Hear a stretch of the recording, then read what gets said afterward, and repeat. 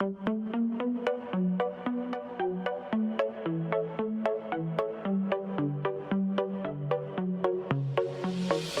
let you know before you try to go.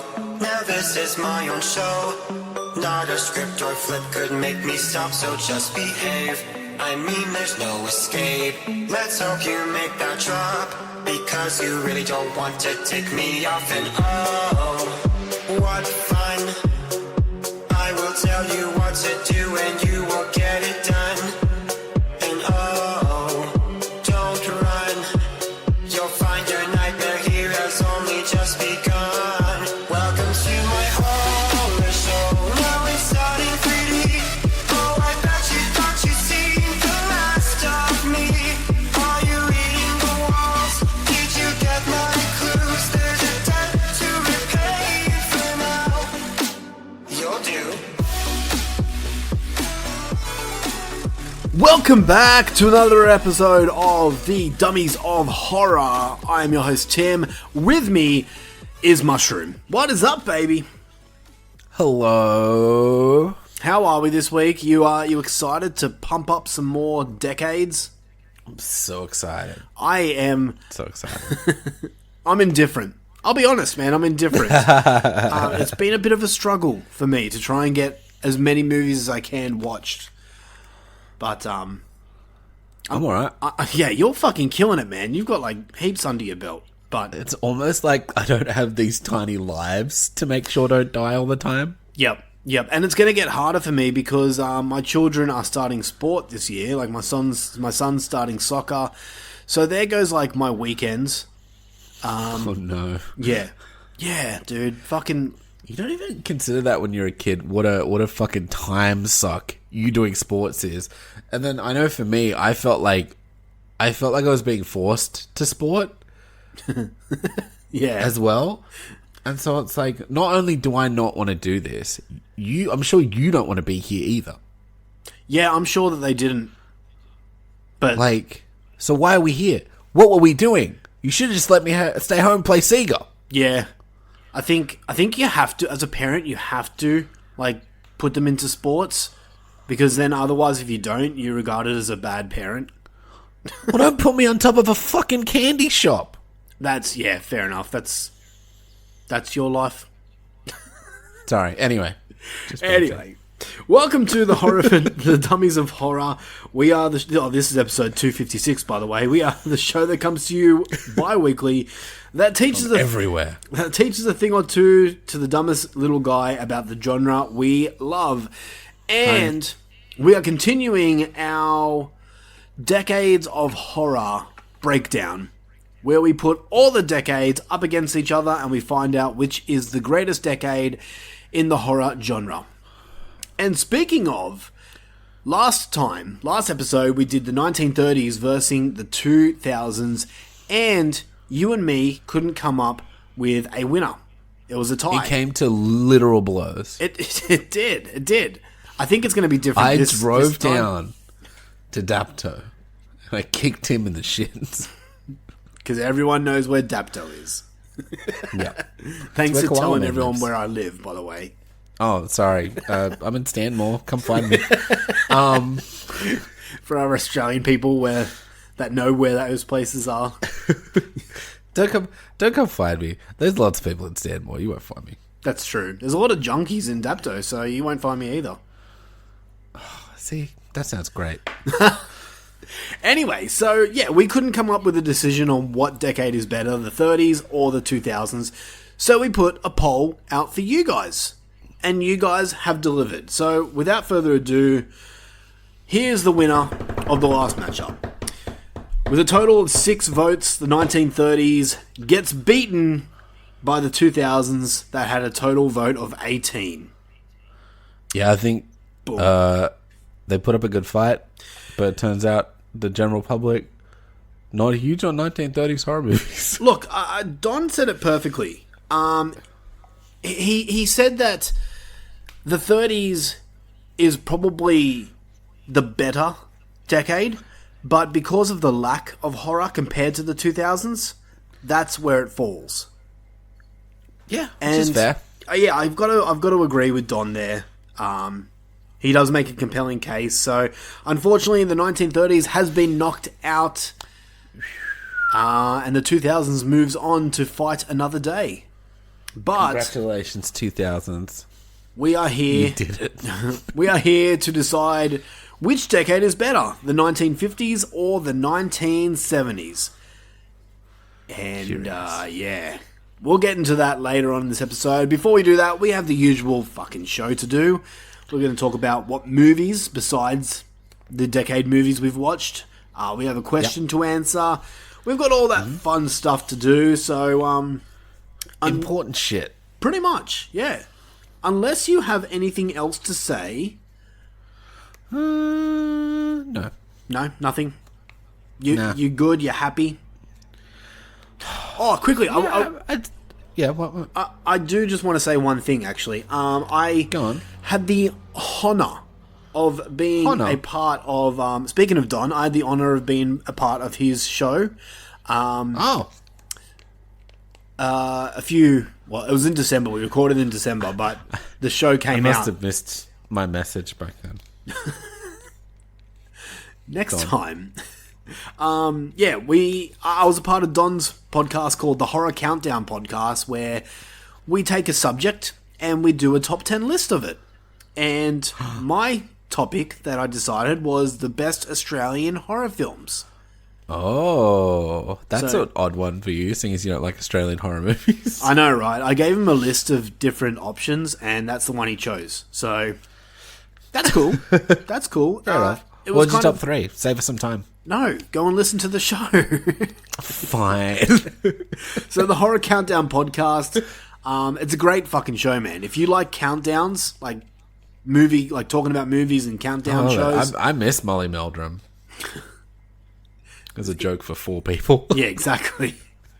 Go and check out the Horror Countdown Podcast, where I guest star on an episode 6. So go and listen to it. And speaking about countdown shows, if you Yes. are a member of our Patreon page, I released another episode of Tim's Top 10, where I list my personal top 10 favourite horror romance movies in honour of Valentine's Day. Cute.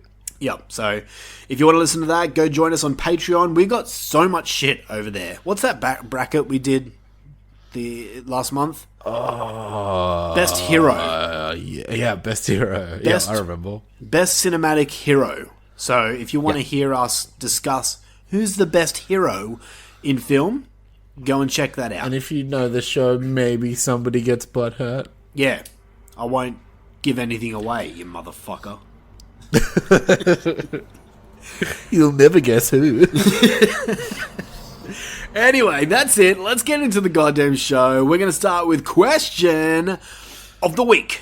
Question of the week. Alright, question of the week for last time. The question was, what is your favourite film from the 2000s decade? So, from the year 2000 to the year 2009. So, coming in first, Tim Walker says Lake Mungo. Interesting choice for number 1. I think I've seen that. I think it was good. It's an Australian movie. Huh. Jerry Herring says Suicide Club. Another interesting Suicide choice. Geordie Van Vooklis, The Devil's Rejects. That's up there for me. It's not my number 1, but that is up there for me. Speaking about my number 1 of the 2000s decade, what, Suicide Club? When we do the next one, I want to watch that. Suicide Club. Yeah, that looks good. Speaking about my number 1 of the 2000s, I agree with Mr. Watson, who says Trick or Treat. He is correct. William Devine says Martyrs. Oh, man. That's a rough watch. Yeah, why? You haven't seen Martyrs? No. You, Is that going on my list? I can't tell you. Because it's one of those movies that's better left going in blind. Oh, okay. I'm reading the blurb. It's a French extremity film, let's just say that. Oh, oui. Got it. Susie Renee says Cloverfield. I can watch that movie over and over. Timeless. Interesting. It's interesting. I People's like Cloverfield. Yeah, I enjoyed Cloverfield too. I'm a found footage fan, and I like some kaiju films, so there we go. Spoilers. But it's interesting, like, the many different picks that people are having here. Yeah, it's pretty varied, dude. B. Dramine says Wolf Creek. So that's interesting too. Because Wolf Creek 2 came out. Oh no, Wolf Creek 2 came out in the 2010s, I think. I can't remember now. Zim Vader and Marcy Papandrea says Saw. I'm guessing the original. Brian Stitcher with Wreck. Another great one. Yeah. And Kate Pollock says, oh my god, so many. Some great entries here too, and many I'd include in my own choice, but I've so many. I won't, lol. Shaun of the Dead is definitely up there as one of my all-time favourite films. Yeah, I agree. But I also want to mention Donnie Darko, American Psycho, Pan's Labyrinth, Final Destination, The Ring, The Grudge, Eden Lake, Shudder from 2004, Ginger Snaps, Jennifer's Body, The Descent, Battle Royale, The Orphanage, Sessions 9, A Tale of Two Sisters, The Mist, and Dog Soldiers. Dang. See, when Kate mentions so many movies, it makes me think, fuck, maybe 2000s is so much better than what I thought it would. It's good. Yeah, so thank you to everyone who commented on that. And for question of the week for this time, this is going to be a little harder. And I don't think we're going to get as many answers, but I want to know, what's your favourite horror film from the 1950s decade? Ooh. Have you got anything that you can say right now? Have you got a favourite? For me... I don't know, let me check. Yeah, you check. Let me check all the 1950s horror. For me, it's Creature from the Black Lagoon. Oh, that might be mine too. I really do love that movie. Yeah, it's fucking great, man. The original Creature, awesome. Yeah. Dun, dun, dun! I forget it was so late too. Yeah, it's like the last of the Universal monsters, pretty much, and yeah, it's like 20 years after. It's crazy, eh? Yeah, I think that's mine, dude. Fuck yeah. Well. We actually agree on a number one. I don't think that's ever happened before. Ever. Yeah, this is weird. Alright, so I think it's about time to talk about what other movies we've watched in the past 2 weeks. Yeah, you okay? Yeah, sorry, I forgot the Blob was from the 50s. I'm sad I didn't rewatch it. Dude, I'll be honest, man. The Blob from the 50s is like, it's a decent movie and all, but I feel it's more of a comedy. Where if you want a Blob film, watch the one from the 80s. Okay. That one, holy shit, there's some scenes in it. There's some shit where it's just like, especially with the 50s, for me, it's like they have a cool poster, and I feel like that's most of the movie. Yeah, that's the 50s. You know what I mean? Like, it's just like, they got a fucking sick poster, and then you watch the movie, you're like, I mean, I guess, alright. Yeah. No, I get it. I do. But we'll talk about the 50s soon. Sure. But let's talk about what other things we did and what horrors have you done.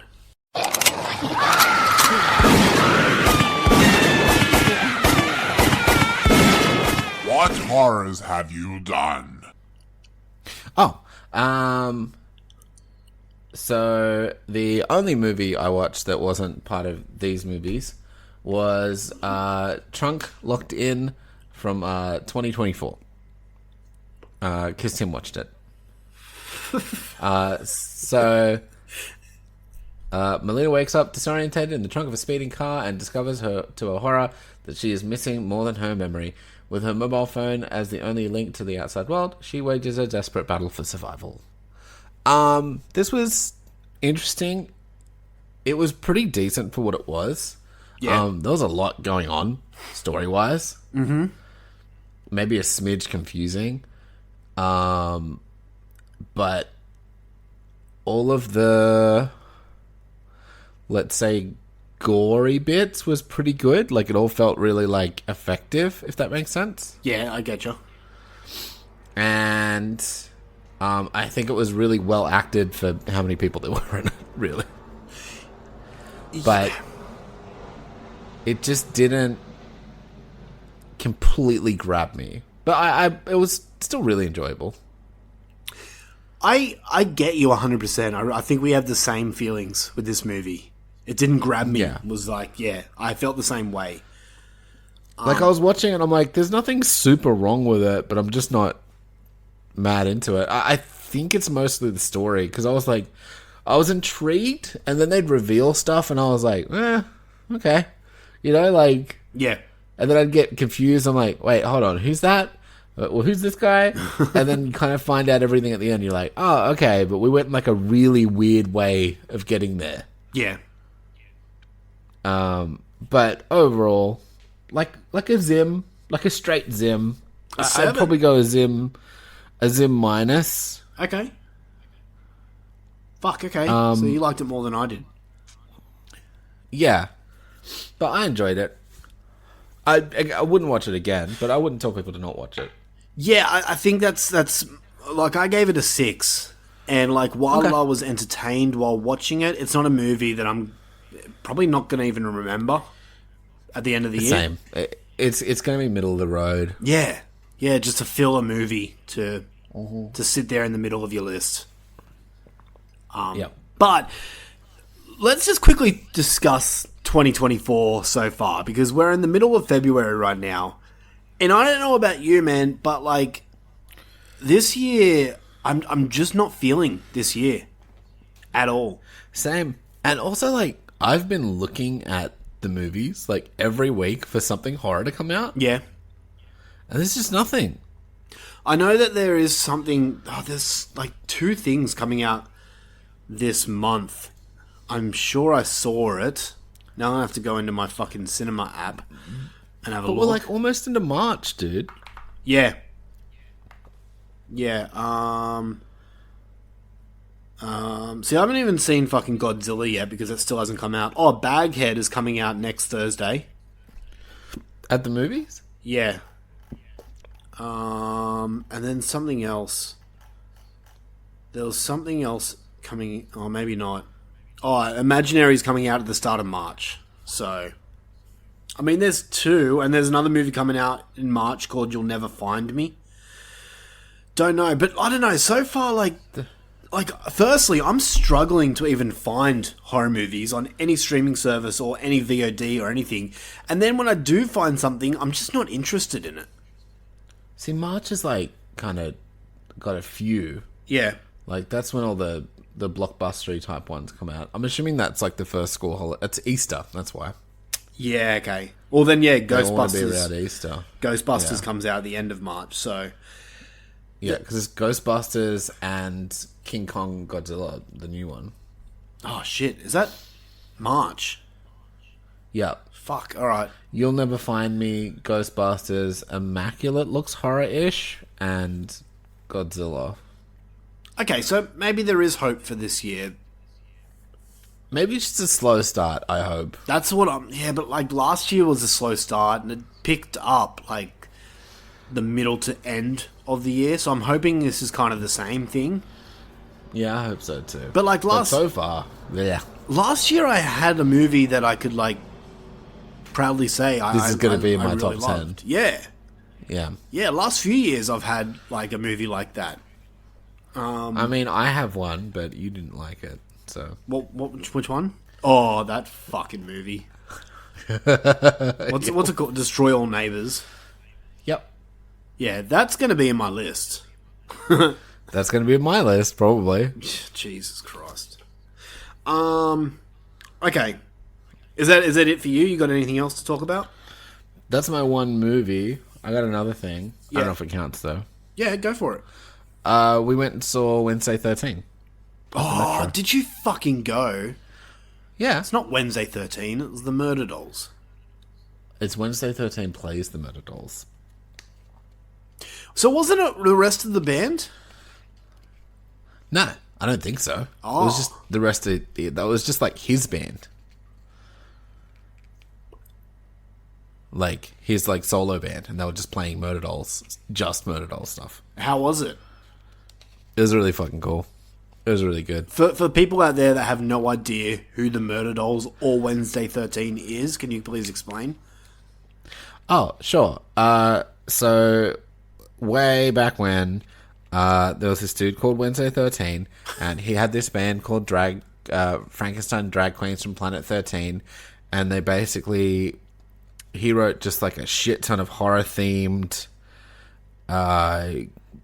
kind of like punk rocky metally songs, and there was another band called Slipknot, and they had a drummer, and the drummer from that band really liked the Frankenstein Drag Queens from Planet 13 and Wednesday, and they wanted to make a band, so they made a band together and basically repurposed all the old Frankenstein Drag Queens from Planet 13 songs, and that was like their first album, and then they wrote a couple more albums after that. But it's all very horror themed and cool and horror punky and fun.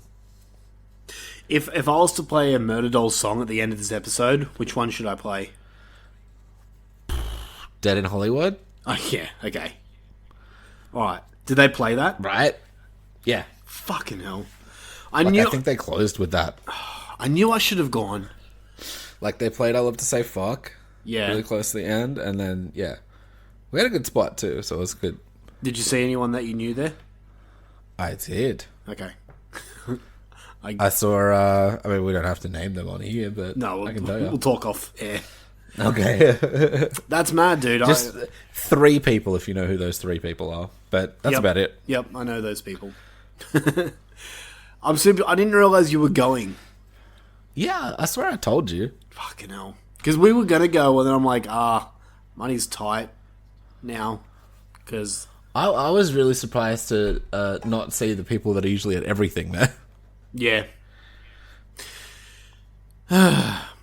Fucking concerts. Yeah. But, yeah, I feel like that's horror-related. That is very horror related. I'm jealous of you. Thanks, man. I've been missing Wednesday. I've been wanting to see Wednesday 13 every time he comes out to Australia, but it's either too expensive. Didn't we see him last time? No. Or was that just me and Bonnie? Last time was like, he came out last year. Oh, I think it must have been like a time before that or something. Yeah. I have seen him before. Actually, I'm pretty sure I was with Zim Vader one year when I saw him. Zim, let me know. Was that Wednesday 13 or am I... Feels like high? a very Zim thing to go to, for sure. Yeah. I'm sure it was that. Anyway, alright, so what have I done over the past 2 weeks? Okay, I did fuck all, really. I did watch a movie that is streaming on Netflix right now. It's called Badland Hunters. And this is a South Korean movie. The story is, after a deadly earthquake turns Seoul into a lawless badland, a fearless huntsman springs into action to rescue a teenager abducted by a mad doctor. This isn't completely horror. Some people watch this and go, oh, it's action. But there are horror elements to it, so I'm classing it. Okay. This, you know that big guy from Train to Busan? Ish. The guy, he had the pregnant wife? Oh, yep. Yep. He's the star of this movie. Oh, that's cool. And he's a fucking badass. And I love him. He's so much fun. Now, this movie was decent. I'm just going to go ahead and say it. This is my number 1 movie of the year. Nice. I had a good time with it. I wouldn't race out to watch it straight away again, but I wouldn't say no to rewatching it later on in the year. I had a decent time with it. I thought it was action packed. There was some scenes that made me laugh. Not really a gory film or a scary film, but there are definitely some horror esque moments to it. Very much so.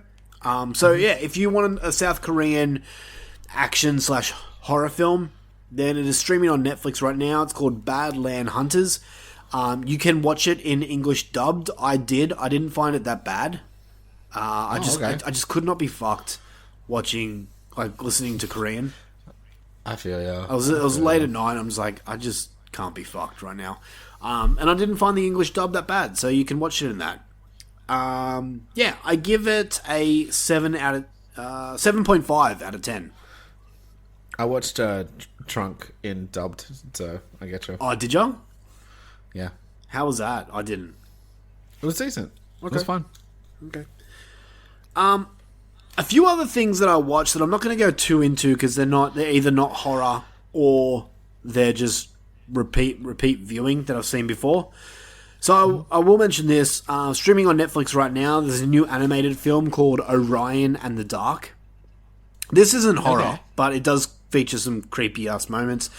A boy with an active imagination faces his fears on an unforgettable journey through the night with his new friend, a giant smiling creature named Dark, who is literally the Dark. This was an interesting concept, but I noticed that it seemed to break its own rules quite a bit. I hate that. Yeah, and the ending was a bit random too. I wasn't really into the ending of this movie. Still, I enjoyed it. It's an animated movie for the kids. Me and the kids watched it. They enjoyed it. It has some creepy moments to it, so that's a plus for me. I gave it a 6 out of 10. So that's nice. Orion and the Dark.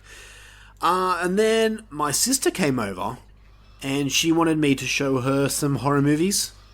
So we watched Psycho Gorman. Showed her that. Nice. Expecting her to hate it. She really liked it. Nice. So I'm happy that. Do you have any problem with any particular characters or anything? No, she didn't mention that at all. Okay, interesting. That's interesting. So yeah, it's still a 10 out of 10 for me. I fucking love Psycho Gorman. And then we doubled up and we watched Host from 2020. You know that one that's on Shudder right now and it goes for like an hour? Yes. It's in the webcam. Yeah, the pandemic one. Yeah. We rewatched that. Yeah, same thoughts as I first had. I fucking love it. I thought it was super well done, super creative. Really good. Yeah. And then even when it was all happening, it was so perfect. Yeah, exactly. And I haven't seen it since it came out in 2020. I haven't rewatched it, and it still made me jump. So Nice. that's a plus, man. The last thing I'll mention, and this isn't horror, but I guess you can kind of class it as scary. Me and the missus watched a reality TV show Married at First Sight. on Netflix. She's watching that right now as we speak. I can't remember the You're fucking... yelling in the background. I can't remember the name of it. Oh, okay. It's called Outlast. Okay. Have you heard about it? No. Okay, so Outlast is 16 survivalists compete for a chance to win a cash prize in the Alaskan wilderness. The Elastic Wilderness. So basically, there's 16 people. They get dropped in the Alaskan wilderness, and they basically have to survive there, and the last one standing wins. But they're all split into teams. I think I might have watched this one. Right, dude, now that we watch this, I've realised that there's so many fucking TV series, like reality TV series, that are all set in the Alaskan wilderness. This. Yeah, and I'm like, oh my god, there's fucking heaps. There's so many different ones. This one's cool, bro. I really enjoyed it. I had a good time with it. It's a reality TV show. Yeah, I did watch this one. It was good. Yeah, you enjoyed it? Yeah. Yeah. Some people get super fucking evil and like just ruin the other teams, and I just had a good fun time with it. Yeah. And then they're all like, fucking, no, we didn't do nothing. We're not the bad guys. Like, you're clearly the bad guys. Yeah, exactly. But they get dropped in the Alaskan wilderness with no food, no water, a few things here and there like a sleeping bag, but the Alaskan wilderness gets in the minuses. Yeah, it's fucked up. Celsius degrees. And yeah, it's cool because some of these people struggle to make fire of a night, and there's times where they're like, I haven't eaten in days, I'm starving, I can't catch anything. So I gotta stop eating this grass. yeah. So I don't know. There was a little part of me that wouldn't mind giving it a go. I'd probably last a night and be like, fuck this. There's no TV here. I'd probably last not getting off the plane. Like, I don't do this. Can you just Take me back. You'd step one foot and then shoot the flare. Send me home. I'd shoot it in the helicopter. Oh, that'd be so fucking funny if that actually happened in these I'd be like, shows. nope, it's cold. But no, that's a reality TV show. It's on streaming on Netflix right now. It's called Outlast. If you enjoy survivalist camping type of shows, then give it a go. I enjoyed it. And that's it, man. That's all I've done. I did fuck all. Fair enough. Yeah. So did I. Yeah. Well, not really, but It's hard, man. Like, when you've got to watch fucking so many movies from the 70s and the 50s, it's hard to, like, do other things. yeah, and just because like I'm so like I haven't seen a lot, so I'm really trying to like immerse myself in like enough movies to give an informed opinion of the decade.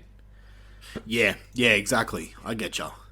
And like I've got a lot of free time, so I'm really trying to just like get as much watched as possible. And it's like kind of my excuse to be like, oh, what have I always wanted to watch from the 70s? It's like, now I have a chance. Like, Yep. I feel like I'd love like, you know, like a month to do these, but you know, we got to put a show out. Yeah, exactly. I'm the same. Like, doing, especially this. And I guess that's kind of the fun thing of like having the winners and stuff, is you kind of do get another shot at watching them. But yeah, it's like you can watch as much as you want is the problem. Pretty much, man. Pretty much. Like, looking back at what movies came out in the 70s, I'm like, ah, damn it, I didn't get a chance to watch this or that or other things. And I've got them lined up on my fucking TV ready to go. I just didn't have a chance to press play. But, anyway. Yeah, I keep acquiring more than I need. Yeah, exactly. And I want to watch them all. So. I'm the same, man. Anyway, with that being said, let's get into the Decades of Horror fight, deathmatch, whatever you want to fucking call it. And we're going to do that right now. Are you tired of being naked? Then wear shirts with our faces on them. Go to our Facebook group page, Dummies of Horror Super Friends, and there you'll see the red bubble link. Click on it, and you can buy anything with our faces on it. Shirts, phone cases, clocks, anything you want with our faces on them. Because what the world needs is merchandise with our faces on them.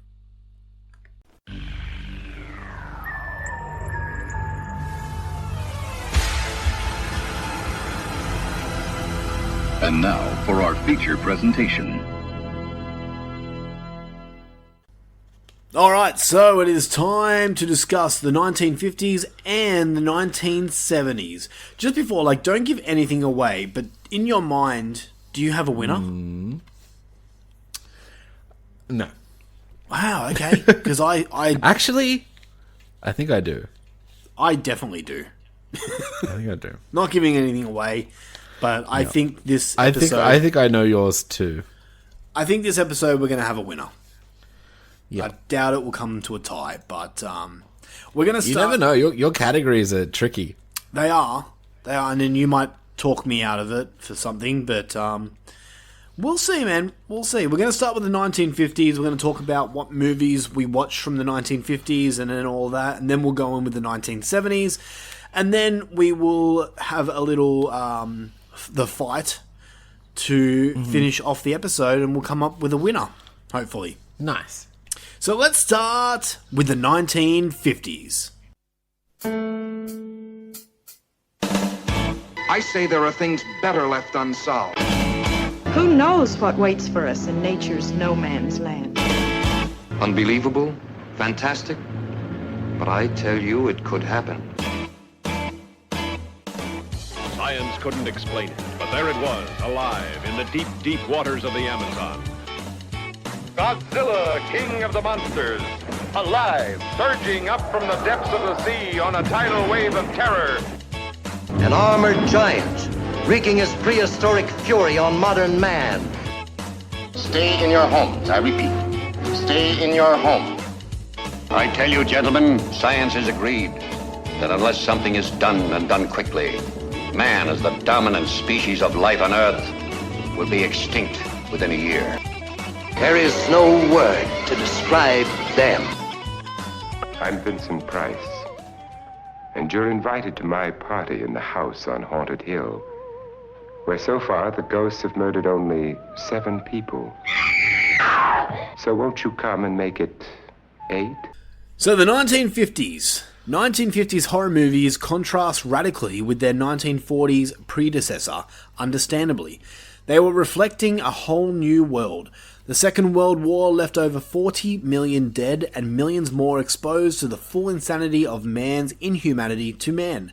Homecoming soldiers and bereaved widows have lived through too much personal horror to be frightened by hokey fantasies about costumed monsters in European villages of a bygone age.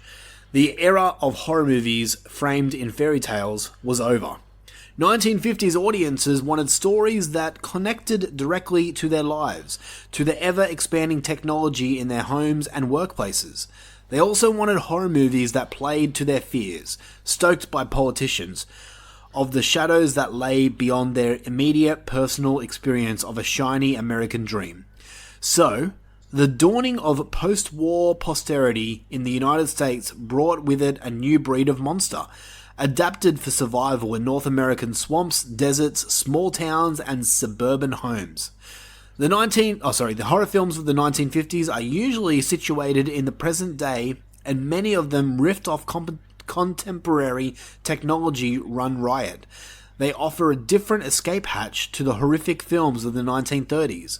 They play often to comedic effort with people's fears about scientific developments or disasters taking over their lives. In many ways, it must have felt as though the mad scientists have won and we're now in control. So, let's talk about the 50s with what they were known for, really. Sure. I mean, the 1950s started kind of with the Hammer Horror really taking over. Now, Hammer Horror is like a British company that are known mainly for making their own version of the Universal monsters. And they started in the 50s with Horror of Dracula, The Curse of the Frankenstein, The Mummy, The Abominable Snowman of the Himalayas, films like that. Okay, I didn't watch any of those. No, neither. I've only seen Horror of Dracula, and I wasn't really that impressed, to be perfectly honest. Okay. Hammer Horror is still going today, and they opened up around the 20s, 1924, yeah. I think. So, yeah. But the 1950s is where Hammer Horror really showcased what they are capable of. Interesting. The 50s were also, and this is the most obvious one, the preeminent for large creature films. Films like Them, Tarantula, The Beast from 20,000 Fathoms, and of course, the biggest big monster film of them all, Godzilla. Godzilla. So that's really what the 50s were about. You could say mad scientists as well. I feel like, just from outsider, it feels like the dawn of sci-fi horror. Yeah, definitely. Definitely did. I think that's more what I was going with the mad scientists, because they weren't really mad, but there were a lot of science horrors. And because I feel like, again, this is probably fucking well documented and blah blah blah, but they just dropped a nuke. Yep. On Japan. Yep. Like, I'm gonna say that, especially considering how religious people were back then, maybe people were a wee bit scared of the old science. Mm-hmm. For good reason, yeah. Yeah, and maybe, like, and that's, I feel like the inspiration for a lot of these things were like, a lot of them seems to be like, if science does this, what will happen? Kind of movies. Pretty much, yeah. So let's look. Which I guess was a big, like, a zeitgeist of the general fear at the time. Yeah. Yeah, I mean, what's scarier than what was happening in real life? Yeah, exactly. That's why I I think that's why I'm pretty sure that the monster movies that the 30s had were gone. No one was scared about vampires or Frankensteins anymore, even though they still had those movies coming out, but it was very different. One scary vampire that could kill you in a dark alley at night is a bit less scary than one thing that can obliterate an entire fucking city. Exactly. But you were spot on. I'm looking down at the list of 50s movies that came out, and it is heavily science fiction horror. Yeah. It's remakes of 30s movies. Yep. And sci-fi. Yeah. So, let's get into what we watched. And then after that, we'll give a little rundown on other movies that came out that should be documented from the 50s. Sure. So, you did more than me, so you can go first. I'll start. I watched, first of all, Godzilla, King of the Monster, from 1956. Is this your first time watch? Yeah, I never watched the original before. Okay. I still haven't, so yeah. Oh. Interesting. Anyway, I'll give you the blurb. During an assignment, foreign correspondent Steve spends a layover in Tokyo and is caught amid the rampage of an unstoppable prehistoric monster the Japanese called Godzilla. The only hope for both Japan and the world lies on a secret weapon which may prove more destructive than the monster itself. Scary science. Did you say the scientist's name was Steve? A foreign correspondent, Steve Martin, which is really confusing because I was like, that's not Steve Martin. He's not being nearly as funny. Okay. So I'm like, doesn't this movie take place in Tokyo and the main guy's name is Steve? Doesn't add up. But it's like, it's, an old 50s movie. They have to have a white guy be the main character. Yeah, fair enough. Okay, so tell me about Godzilla. Godzilla? It was fucking cool, dude. Like, there was definitely some slow parts, for sure. But you do get to see, like, a fucking puppet Godzilla rampaging around Tokyo and destroying shit, which is fucking mad. Even though it's quite obviously just like a little rubber toy. Or a puppet or some shit. But it's fucking cool. Like, and the movie was actually a lot more entertaining than I thought it would be. The story is really cool. The science in it's really cool. Like, how they deal with them is really cool. It's just a cool movie. I really liked it. I'm not surprised that this, like, kicked off a whole fucking giant franchise. Yeah. Yeah, see... sorry. I'll admit straight up that the whole kaiju subgenre is something. You don't love it, eh? No, it's not that I don't love it. I've just never watched them. I've never really come across them and thought, oh, I should really get into kaiju. And like I haven't even seen the original King Kong. I haven't seen the original King Kong either. But of all the... I think you need to watch this to pad out your horror history. I think it's really, really influential. Yep. And you can see that they were a lot better at doing the people side of things back then than they were in, like, 2000, whenever they made that other fucking Godzilla movie. So you mean like... The Cranston one. So they got, like, the human characters correct. Yeah, they were a lot better in this one than I was expecting them to be. Yeah, okay. So, and you could definitely see like atomic fear written all over it. You know, like, this is such a reaction to the atom bomb. Yeah. Like, without saying it, they're like, science caused this. Like, the atom bomb caused this monster to happen. Yeah, okay. You know? And it's all like, he's atomic and radioactive and breathes fire and destroys whole cities. It's just, yeah. Yeah. So, people out there listening, correct me if I'm wrong, because I am really a novice when it comes to the Godzilla films and all kaiju, but I'm pretty sure I heard that Godzilla was played by a man in a suit. Very much gives that feel. Okay. So, does it look like that? Yeah. Okay. That's cool, man. I mean, like it's like a big rubber suit, and then it like goes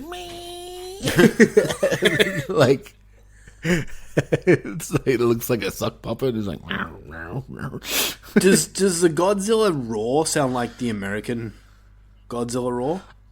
A little bit. Okay. But different. A little bit.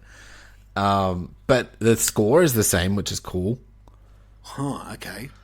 Like that, I can't... I don't even know.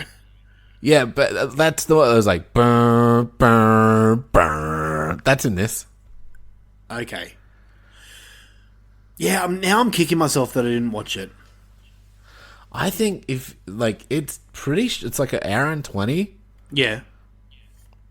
I think give it a watch. Just like you might not like it, you might think it's dumb, but I really enjoyed it. It was, I'd say it's probably my favorite one I watched. Oh, okay. From the 50s. Wow, okay. But I'm giving it an 8.5. Shit.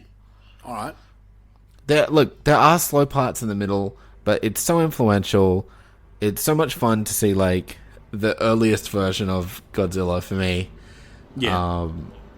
So, yeah, it tickled me, so. Okay, nice. Nice. Alright, well, I'll come in with my first one. I've only got 3 here. That's all I could manage to do. Sure. Sorry, Mushroom. I watched a movie... Okay. I watched a movie from... well, this is the wrong fucking movie. I'm going into the 70s. Okay, the first one that caught my interest... for good reason, you'll understand why it caught my interest, is a movie called The Werewolf from 1956. Okay. The story feels relevant to your interests. Yeah, exactly. The story of this is the arrival in a small mountain town of a stranger launches a series of murders committed by some sort of animal. As the town doctor and his daughter attempt to help the stranger, the sheriff... Sorry, is that his daughter? Apparently it was, or it could be a fucking mistake in the blurb. He was making out with his daughter? Okay. Hot. Anyway, okay, the town doctor and his daughter that he makes out with attempt to help the stranger. The sheriff investigates the murders, and they uncover a sinister experiment involving 2 rogue scientists, a car accident victim, his wife and children, and the serum that causes a man to turn into a ravaging werewolf. Yeah. Cool. So what'd you think? So this was not the first, but like sort of the remake version of it?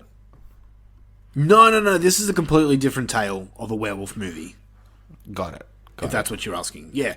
I actually enjoyed myself with it. It's one of the better werewolf films I've seen, and an interesting twist in which the werewolf is made through science and not usually how we see a werewolf be made. So I dug that. Through, like, mythic means. Yeah, exactly.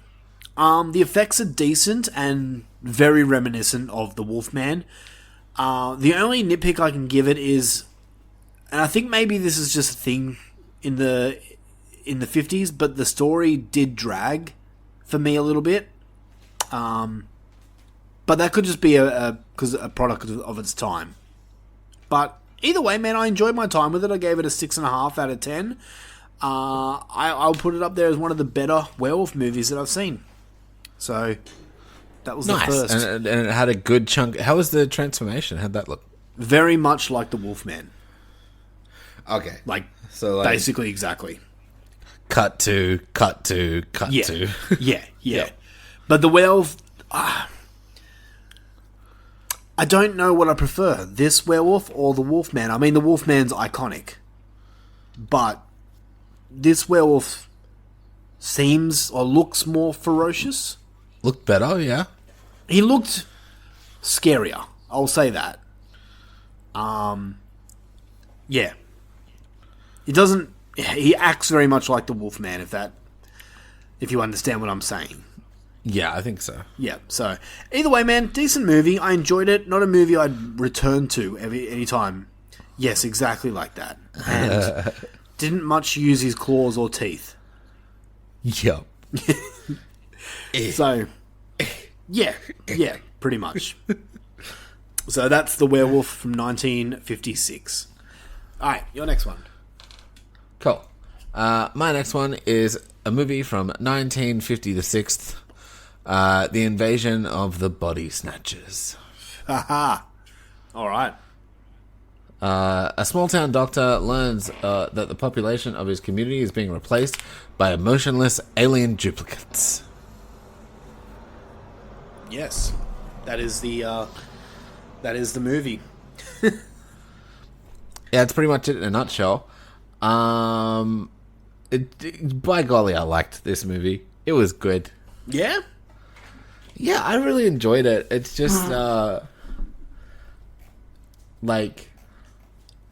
it was really original. I thought it was cool, all the plants, and it was, genuinely, creepy, I thought. You've never seen the they were remake, have being you? well, about that. Oh, okay. Never mind. I don't know. This movie just kind of had a charm to it.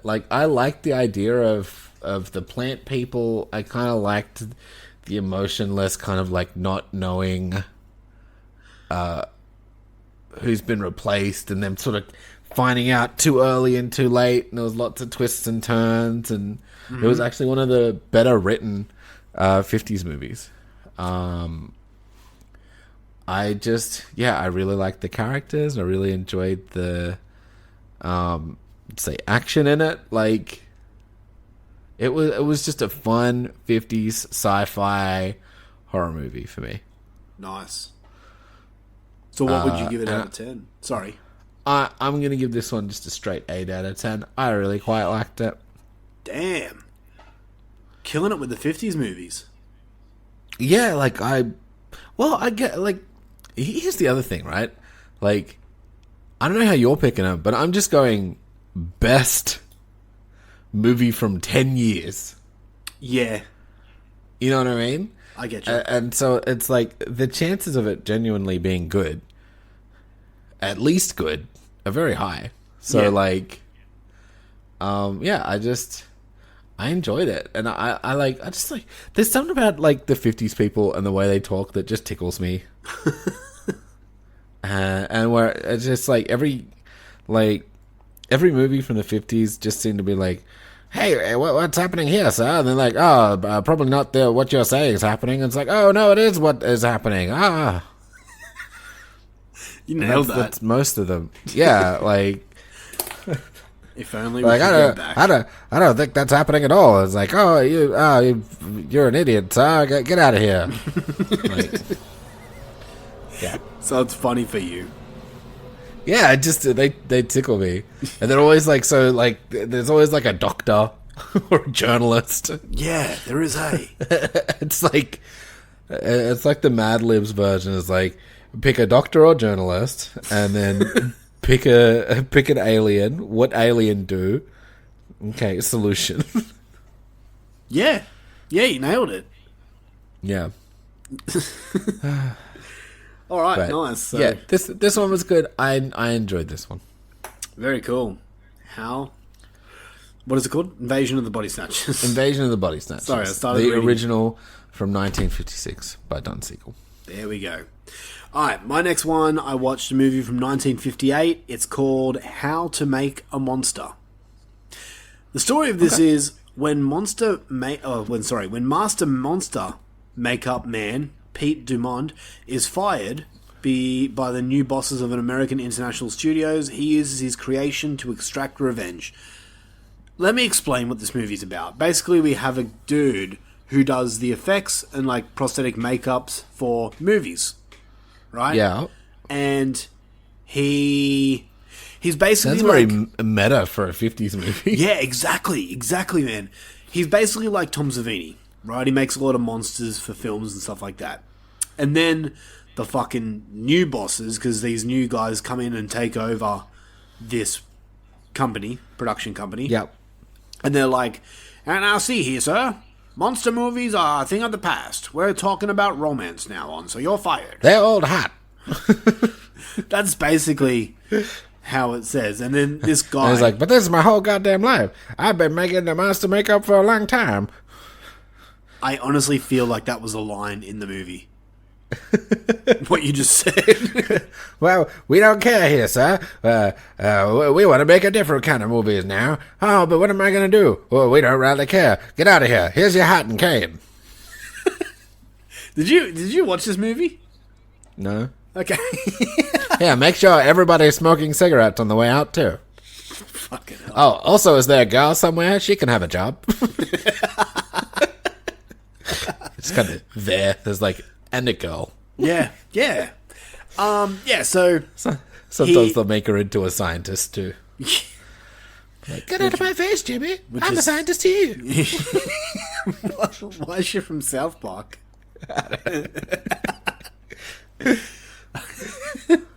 Anyway, so yeah, this monster creator is obviously pissed about being fired. Yep. So he creates this monster, and I'm giving it. I'm basically giving this movie away, but he creates this new makeup with a secret ingredient that basically turns them into zombies that he can command. And like it's cool because the monsters that he creates, it's Halloween 3. But like with movie monsters. So you had a werewolf, you had a Frankenstein. The effects for the monsters were actually decent. They were decent, but when he said, "Oh, you're Frankenstein," I'm like, that looks nothing like Frankenstein. You look like a fucking rotting zombie. But okay, I'll go with it. Sure. It was okay.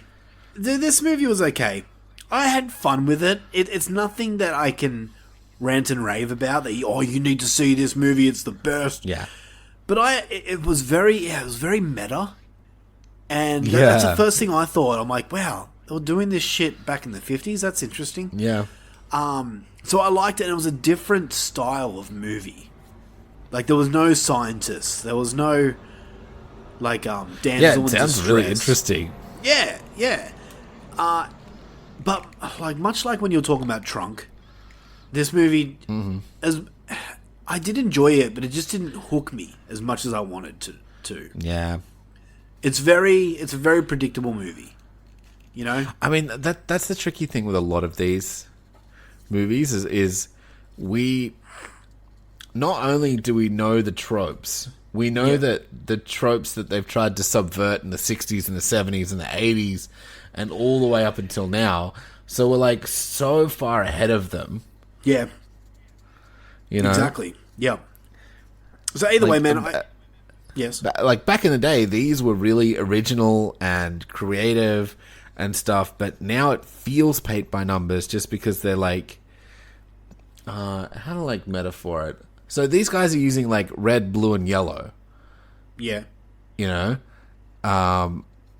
Whereas, like, we're seeing movies in, like, mad Technicolor and shit. We're like, oh, yeah, of course it's just going to be red, blue, and yellow. Yeah, exactly. You know? Yeah. Anyway. Either way, How to Make a Monster from 1958, I gave it a 6 out of 10. Nice. Not bad. And it only, like, all these 50 movies are very much like the 30s, most of them. They only go for, like, an hour, unless the special movies like Godzilla and things like that. It's like an hour and 20. Yeah, exactly. So they don't go for long, which is a plus. Mm-hmm. But yeah, man, How to Make a Monster. Nice. All right. Speaking of a monster-ish, The Thing from 1951. The Thing from Outer Space? Yes. Yes. I didn't have this thing ready. But before you say anything, sure. I started this movie and I've never finished it. Like I started it like the Thing from Another World. That's right. I started it like a couple of years ago, and I got sidetracked, and I just remembered now that I've never actually finished it. Well, Tell me. Eh.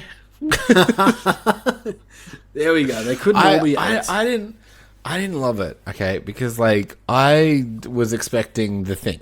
Like, John Carpenter's The Thing. Yeah. Right? And that fucking blew me away. Like, I fucking love that movie. This was less than that. Okay. I kind of wished I'd watched this first and not the actual, the remake. Yeah, okay. Because this... I mean, all the sort of pieces were there, but it was not as interesting. And it was just... should I spoil it a little bit? It's a movie from the 50s, dude. Go for it. I just meant for you if you wanted to watch it. Yeah, I probably wouldn't forget to, so just go for it. It's instead of look, this one really didn't grab me for some reason. I didn't much like the characters.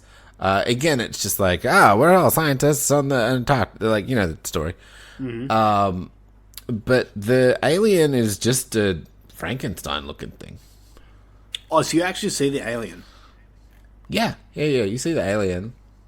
Huh, okay. But it's just a dude. Like... a dude in costume. With, like, spikes and stuff. Like, okay. It's not very interesting, and then they just kind of kill it with electricity, and they kill it, and they win. Oh. Okay. So comparing it to the John Carpenter remake, it's nothing. It's not much. Like, I'll try and just look up The Thing from Another World creature. Yeah, I'm sure I've seen it because it's been in other movies before. It's like, just like it's like a dude with a big brain and the claws and knuckle claws, and that's it. Okay, I'm looking it up now.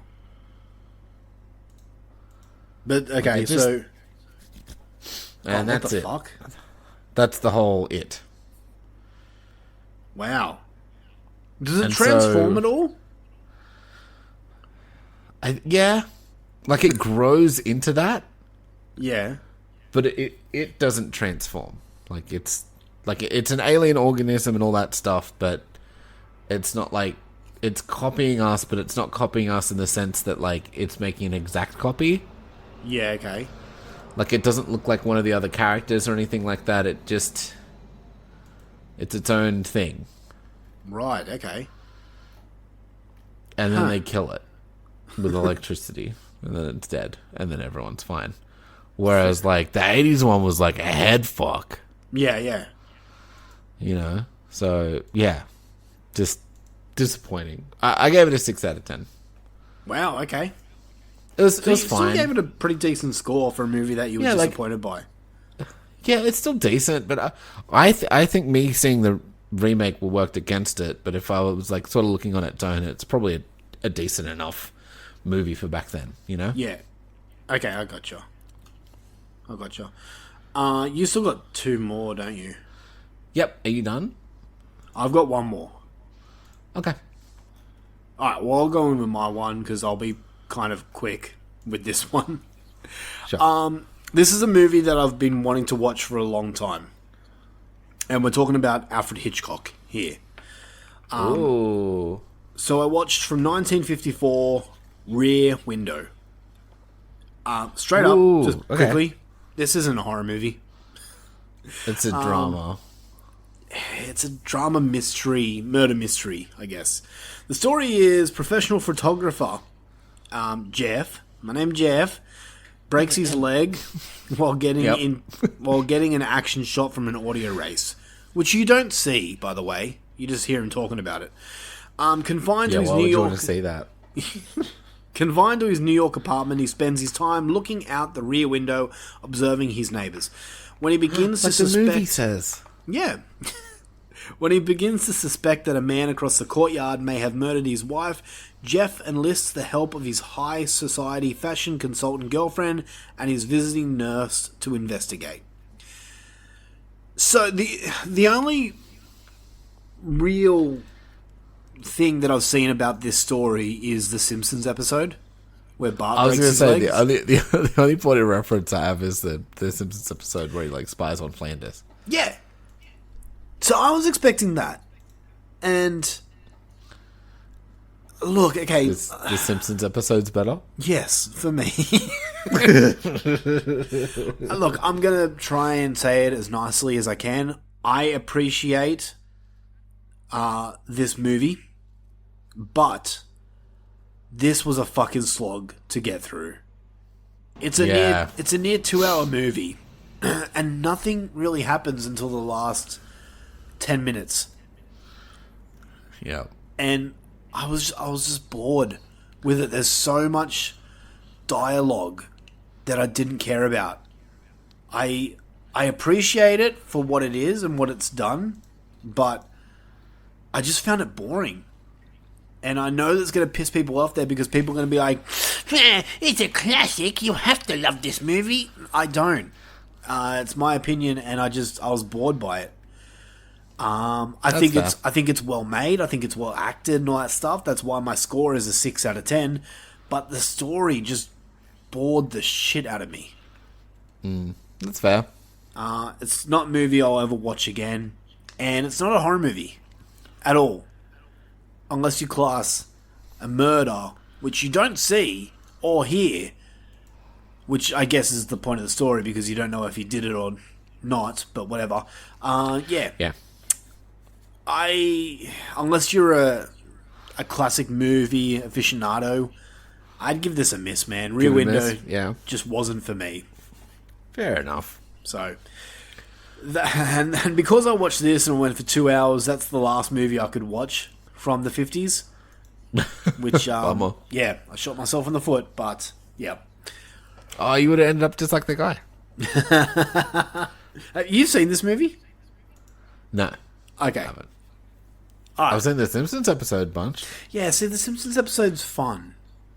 Yeah. And I get it, it's meant to be fun, it's meant to be like a parody, but I was expecting things that happened in the Simpsons episode to happen in this movie. Like when Bart crawls out of his wheelchair to... And goes over to the house. And gets his cast caught on a dog and things like that. I expected something along those lines to happen, but no, nothing. Yep. But the Simpsons wrote a better Rear Window than Hitchcock did.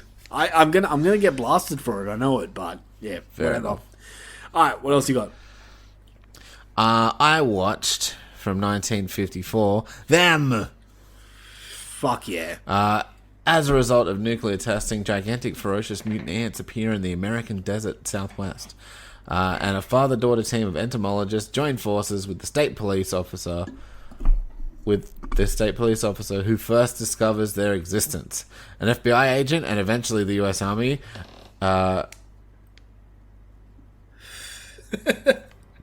sorry, it doesn't read well. Yeah, I'm having the same problem. Eradicate the menace before it spreads across the continent and the world. Okay, so all those cunts team up together. There's a lot of people in this movie. This was the first of 2 giant buggo movies. I know the second one. It was pretty cool. I enjoyed it. I like seeing the giant buggos. This was a more puppety version of the giant bugs. Yeah. In comparison to the next movie.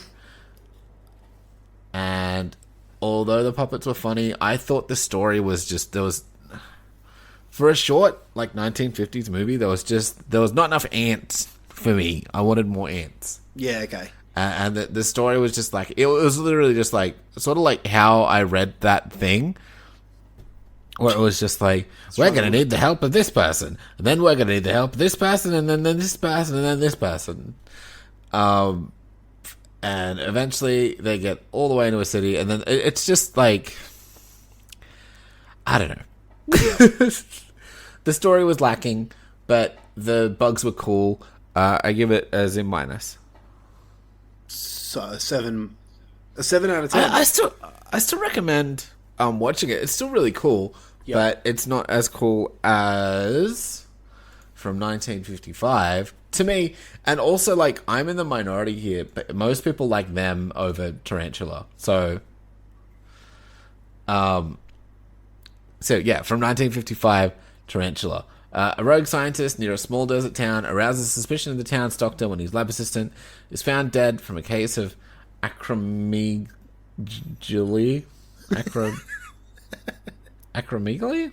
I don't know. Which took only 4 days to develop, because we all know how long that stuff happens. Yeah, no, sure, yeah. As the doctor investigates, aided by the scientist's new female assistant, they discover that something is devouring the local cattle and humans in increasingly large quantities. So it's a tarantula, I betcha. Yeah, it was a tarantula. I mean, spoilers in the title. But yeah, this one used more of like a let's film a thing and we'll make it big and then like superimpose it somewhere else. Yeah, which looked a lot cooler. Having like a filmed giant spider, which you can see is like blown out. Yeah, in like our modern kind of viewing things, it would have looked fucking sick back then. But it just looks so funny because it's just like a spider walking. Yeah, and then everyone's like, ah. Yeah. But I liked this story better. I followed along with it a lot easier, and yeah, I just thought this was like the best giant bug movie. So I'm gonna give this one an 8 out of 10. I thought this one was sick. I would watch this again before them, but I did like them too. But this one was like way better for me. I'm up there with you. I preferred Tarantula over them. Yeah, I enjoyed them on Letterboxd that like people don't like this. Really? Not as much as they like them. Yeah, I think them is better known. Yeah, okay. I had fun with Tarantula. I thought it was a good movie. I can't remember when I saw it, but yeah. Yeah, you saw it at some point. You gave it a 9, so... Shit, there we go. Actually, I'm going to give it an 8.5. I reckon it's as good as Godzilla. Fuck. But I love kaijus too, so... Yeah. I like big shit movies, apparently, is my fucking thing. I just appreciated how they used... Like, they did the effects of the spiders. I thought it was cool. Yeah. And then they had, like, cool shots where they did use a little bit of, like, puppetry and shit, where they had, like, the fangs hanging down and shit. Yeah, nice. Alright, so is that all that you've watched for the 50s? That was it for the 50s. That was my 5 for the 50s. Very nice. So a few other movies from the 50s that we have to make note of that I wanted to see and couldn't, or we've both seen before. So one of the movies that I wanted to see is Night of the Demon from 1957. It's got a 7.4 out of 10 on IMDb. Okay. Night of the Hunter. That was another one that I wanted to watch. I just didn't get a chance to. That one's got an 8 out of 10. I don't know if I know that one. Then we've got the movies that I spoke about earlier. The Curse of Frankenstein, The Revenge of Frankenstein, The Mummy, Dracula. Those movies. Then we've got The War of the Worlds. Oh, that would have been cool. Yeah. Yes, that came out in 53. Of course, we spoke about Creature from the Black Lagoon, 1954. We've got The Fly. You and me both did an episode on The Fly.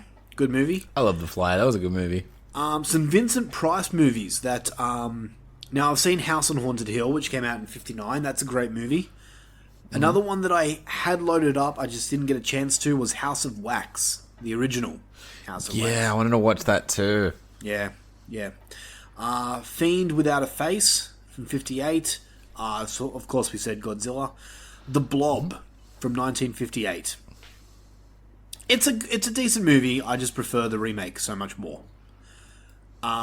I Was a Teenage Werewolf, which I have seen before. Is it good? It's okay. Okay. The Hound of the Baskervilles. Another movie that I had loaded up. I didn't get a chance to watch. Yeah, it's because we watched the last one in the 30s, right? Yeah, exactly. And the last one that I'll speak about is another Vincent Price movie that I also had loaded up, just didn't get a chance to, and that is The Tingler from 1959. I thought that was a sex move. It probably is. So yeah. And also The Creature from the Black Lagoon had sequels. So Revenge of the Creature from 55. And The Creature Walks Among Us, which I can't remember when they came out. That might have been the 60s, actually. Okay. But yeah. So there was some decent movies to come out in the 50s. And I did the count. Agreed. I did the count on how many movies the 50s had. I counted 99. Nice. I mean, that's the whole more than 30s. Yeah. So the 30s had 66. The 50s had 99. So nice. There we go. All right. We're going to take a quick break and we'll be back to talk about the 70s after this. I met him 15 years ago. I was told there was nothing left. No reason, no conscience, no understanding, and even the most rudimentary sense of life or death, of good or evil, right or wrong. The power of Christ compels you! The power of Christ compels you! You know what she did? Your canting daughter? I was at the slaughterhouse. You're gonna need a bigger boat. Blank, pale, emotionless face, and the blackest eyes, the devil's eyes. When there's no more room in hell, the dead will walk the earth. Look at me, Damien. It's all for you. Smile, you son of a...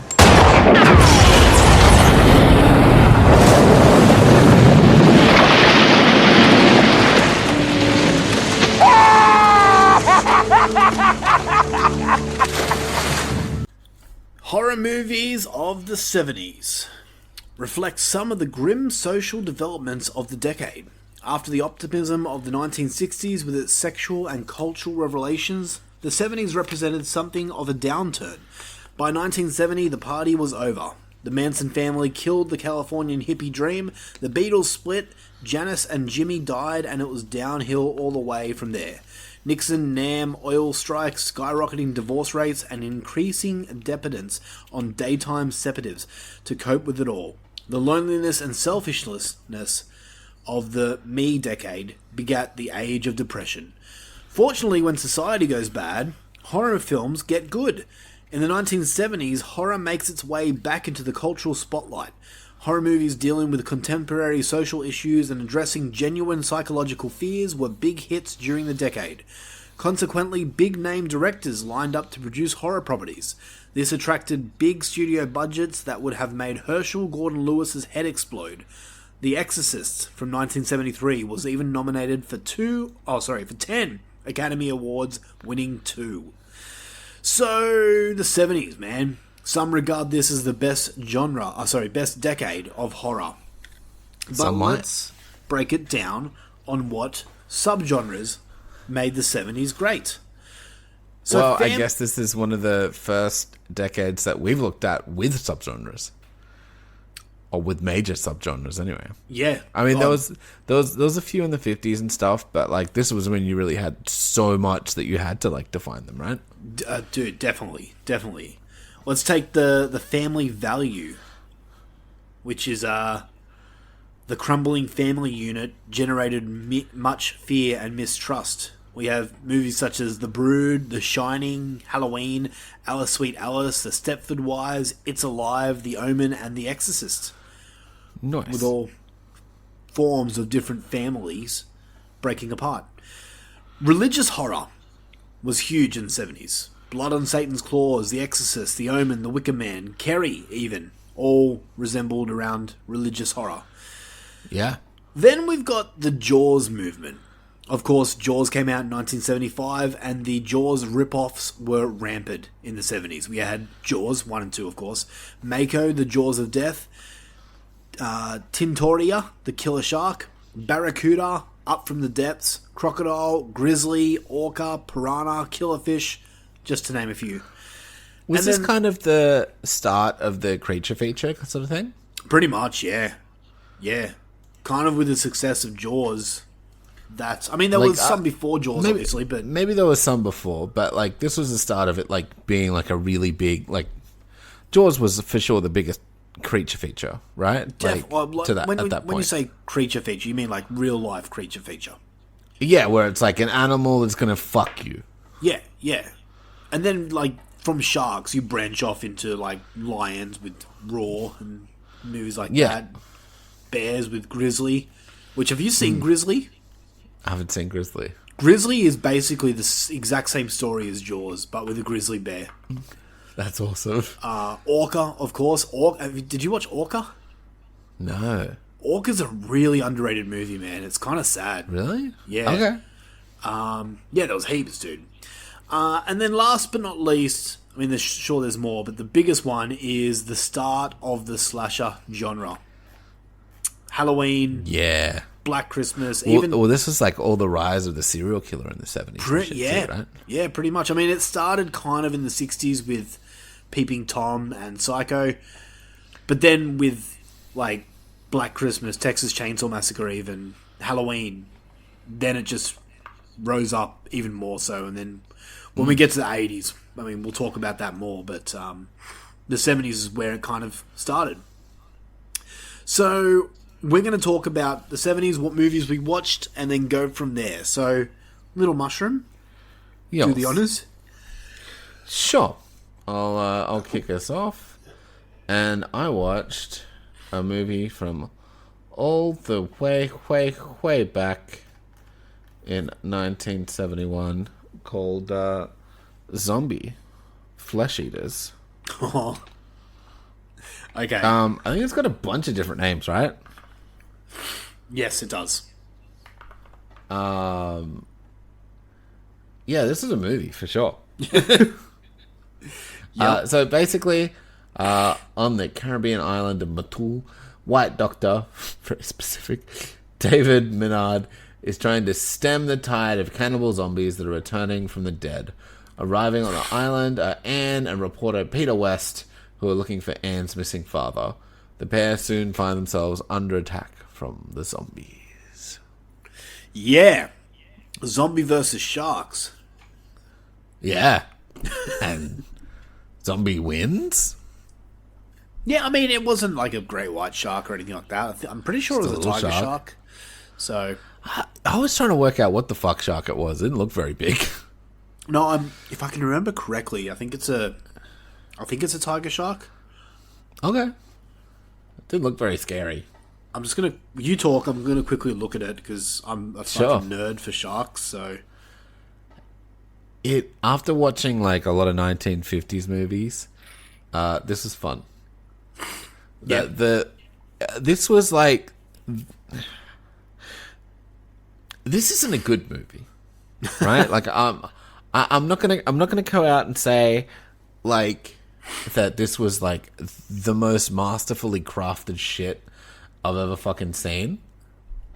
Yeah. But fucking hell did it tickle my bad movie dick. You know what I mean?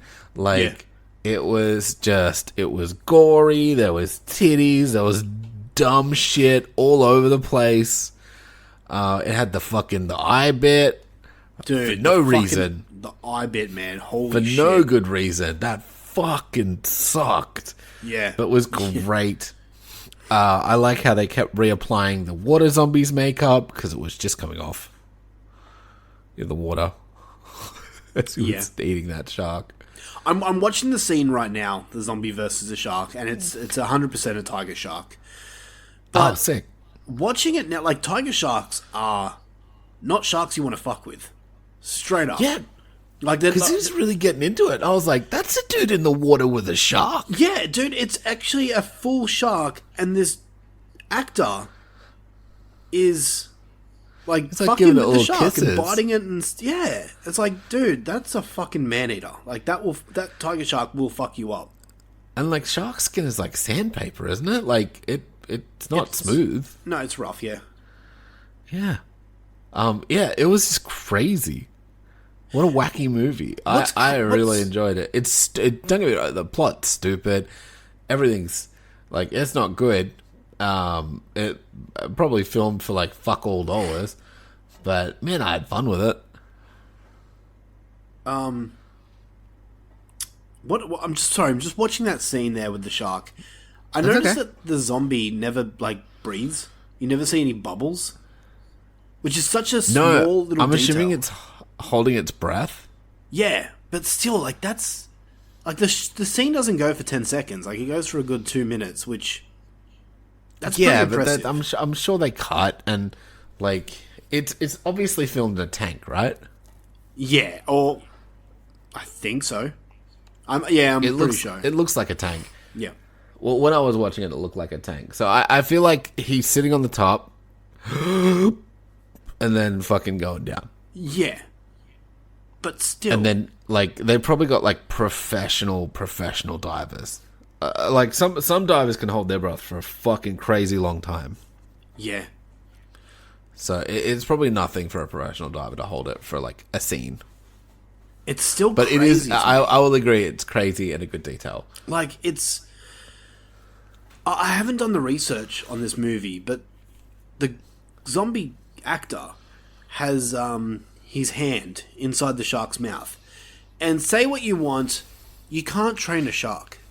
They're not bears, they're not fucking dogs. You can't train a shark. They don't do jumps at SeaWorld. I'm assuming they just filled the hand, like a fake hand, with fish and just put it in the mouth. I'm guessing so, but still, that's... Yeah. But even then, if you're in a fucking... Like, if you're feeling a fake body part with chum, then putting it in a shark's mouth, well, how is it going to fucking not bite you? Yeah, exactly. Which is... It was insane. Yeah. Which is illegal now. You can't use chum.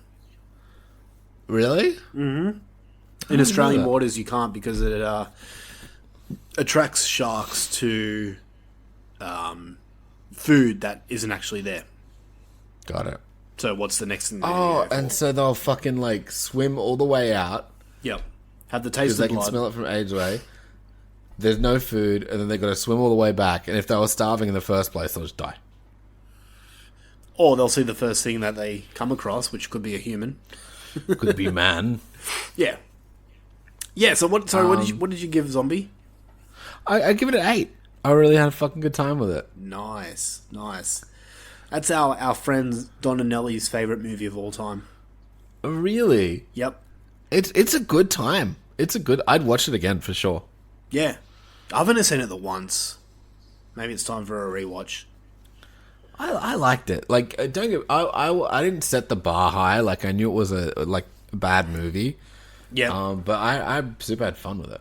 Nice, man. Nice. All right. My first movie from the 70s, I watched a movie from all the way back in 1971. Yep. This is The Abominable Dr. Phibes. Ooh, I watched that too. Oh, okay. We can do it together. So, famous organist Anton Phibes is horribly disfigured in an automobile accident while rushing to the side of his sick wife and presumed to be dead. Once Phibes learns that his wife died on the operating table, he is convinced the doctors are responsible and begins exacting his revenge on those involved. This one stars Vincent Price. So, if you are a Vincent Price fan, then you've either seen this or you should. So my first note here was John Kramer, aka Jigsaw, watched this movie before doing his murders. For sure. He's like, let's do that, but less Jewish. Yeah. I fucking love this movie, man. I had such a good time with this movie. I really, really enjoyed it. Unreal. is the perfect word to describe this movie. The whole story kept me in suspense, and the acting from Price is so well done because he doesn't speak a line of dialogue. I mean, he does technically, but it doesn't come from his mouth. And I thought that was really... the side of his throat. Yeah. The creativity of the kills is amazing. I loved it. Obviously, this reminds me of the Saw franchise. I think James Wan must have seen this movie and got inspiration for the Saw franchise from this movie. Very much so. It's like...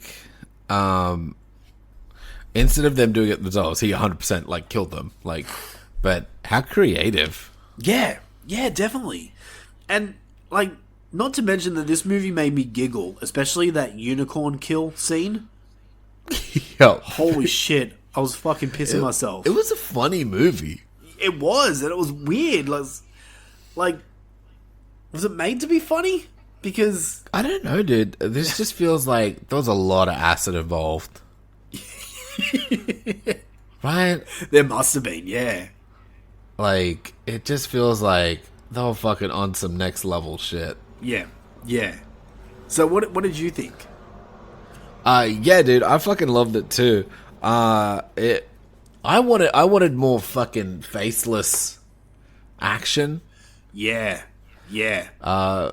Personally, but it was weird. There was just lots of organs, and he had his fucking band and this whole thing set up. And then I also just like, yeah, the kills were so elaborate. Who was that chick?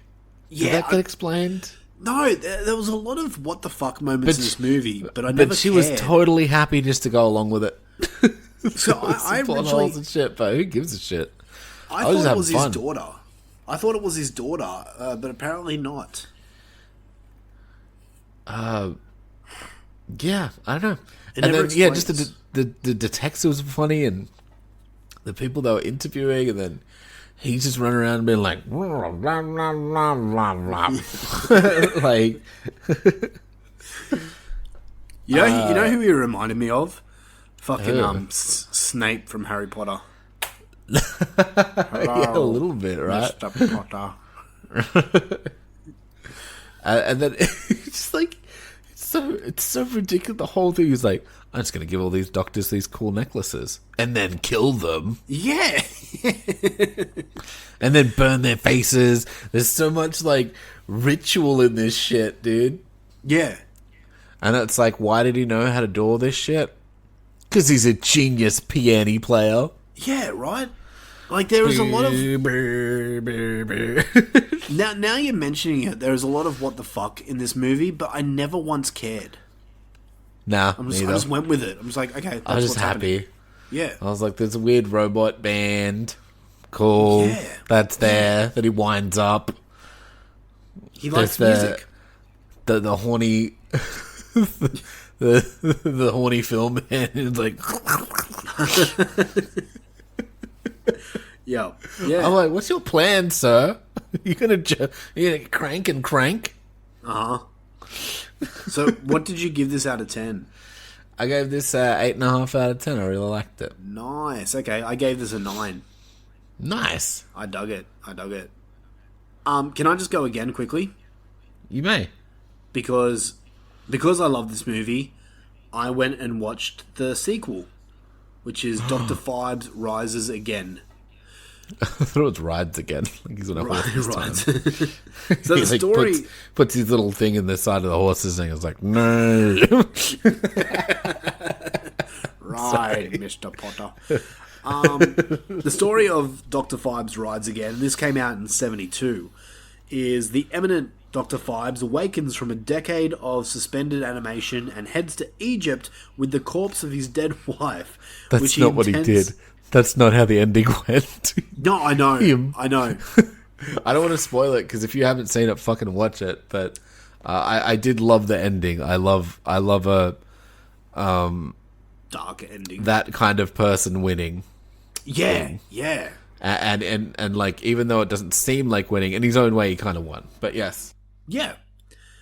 So he heads to Egypt with the corpse of his dead wife, which he intends to resurrect by murdering people in strange and heinous ways. So this one's getting a little bit more far-fetched. It is, and this one didn't hit nearly as much as the first one did. The kills were there. They just weren't creative. There was no backstory about how he's going to do the kills as he did in the first. I didn't connect with this movie really at all. I thought the original wrapped up perfectly, and this just felt like they threw money and said, make another one. And they just couldn't come up with a good thing. The movie kind of left me feeling a little bored. The performances are good, and so is the score and cinematography, but this is very much a one-time watch that I won't return to again. So I gave that a 5 out of 10. I just want to add one more thing about the first one. Yeah. I love that the bats were fruit bats. Yeah. And they were just fruit foxes, and like you could see that they'd like put some fruit or something on that guy at the start, because they were just like and then you cut back to he's like, oh, he's been decimated to death. I'm like, they would have just licked at him there. So the fruit bats are like chill. Yeah. But that scene with the nurse where he drills the hole and puts the liquid on her face, that was fucking sick. Yeah. Yep. It's all good. It's all great. Where's this remake? Right? Yeah. Where's this with some Saw shit, with some like fucking graphics? Do the same shit. Do all the Hebrew stuff. But let's fuck it up. Let's see some graphic. Let's see some locusts eating some fucking flesh. Yeah. You know? Yeah. Let's do it. I'm all for that. All right. You next. My next? Let's do The Invasion of the Body Snatchers from 1978. I can't do it. The fucking Donald Sutherland. I can't do it. How do you do it? Only Donald Sutherland can do it. Oh, man. Did very much enjoy. I liked the different spin on it, but not as much as I liked the first one. Okay. Interesting. Okay. This one got a little more complicated. I loved all the like, I'm gonna say like Carpenter-esque feeling stuff. Yeah.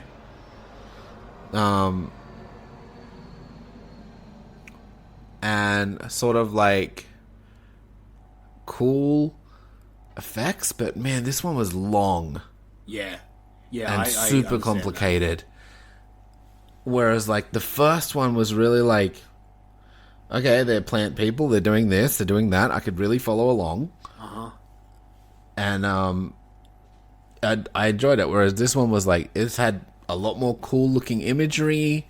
It was jam packed with like star power, like fucking Donald Sutherland and Leonard Nimoy and Goldblum, and like it had titties in it. It was good, and the plants looked fucked up and weird. It was cool, but it was just not. It didn't grab me as much as the first one did. But yeah, and at the end, the screaming people, they're like, they're cool. But yeah, I give this one a Zim and a half. So a Zim plus out of 10. Okay. So pretty much an 8, but not as an 8 as the original. Okay. That's fair, like, man. It's still a really good movie, but there's a lot in this where I'm just like, ugh, hurry up. Don't care. But like at the end, it's like bam, bam, bam, bam. There's lots of shit that happens. Yeah. But yeah, didn't need to be fucking 2 hours, I think. Yeah, that's the thing that bothered me with that movie is the runtime. Yeah. Speaking about long run times, and it's funny I mentioned that because this movie only goes for 87 minutes. I think I know which one you were felt talking about. like 4 hours. I watched from 1978, Attack of the Killer Tomatoes. Me too. Oh, did you? Yup. Okay. So it was wait. It was just on Plex. Oh, okay. There you go. Yep. So, after a wave of reports of mysterious attacks involving people and pets being eaten by a docile fruit, a special government task force is set up to investigate. Is set up to investigate the violent fruit and put a stop to their murderous spree. Did you know? I can't say it. Tomato is not a vegetable. It's a. I'm not allowed to say it. You know what I'm getting at? Yeah, I don't know what you get. It's a product of its time. I fucking hated this movie. Yeah. I really didn't like it. At first, I was like, oh, this is funny, but then it just got dumb. And I could not get into it at all, man. It just got so fucking dumb. And I get it, it's a parody movie about killer tomatoes, but I struggled to watch this movie. I was so bored, and by like 20 minutes in, I'm like, I don't give a fuck about anything anymore. It's stupid, and I like stupid movies, but this one just had nothing, absolutely nothing going for it. I really didn't care for this movie. What about you? You know what it is? It's too stupid. It's not clever. I thought we'd be fighting right now. I thought we'd be fighting too. I thought this would be right up my fucking alley, but it's not. When they started doing songs and shit, yes, but it's like it's not. Here's the thing. It's not clever. Like there's no. It's stupid. Yeah, and like. You can be silly, but, like, you've got to be at least a bit clever. Like, Airplane and shit is silly. Like, Naked Gun is silly. But they're, like, really pointed parody stuff. Yeah. Whereas this was just... It felt like it just had no idea what it was doing. And it's like, oh, let's do a dance number. Oh, what do the tomatoes do? Oh, they'll just float in the water. They could have done something really cool with it. But they didn't do anything.